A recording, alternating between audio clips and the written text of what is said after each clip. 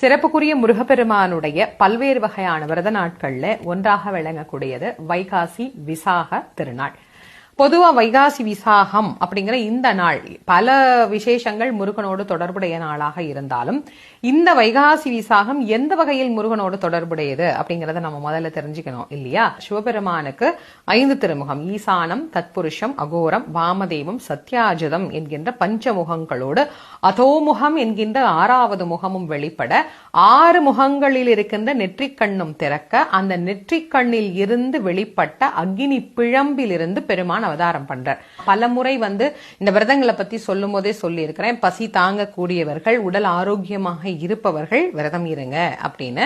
அதனால வைகாசி விசாக விரதம் குழந்தை வேண்டியும் விரதம் இருக்கலாம், உடல் ஆரோக்கியத்திற்காகவும் விரதம் இருக்கலாம். இல்ல விரதம்லாம் ஒண்ணும் இல்லைங்க, சாதாரணமா நாங்க அன்னைக்கு சாமி கும்பிடணும் அப்படின்னா முருகனுக்கு விசேஷமான படையல்கள் அன்னைக்கு வச்சு சக்கரை பொங்கல் வைக்கணும்.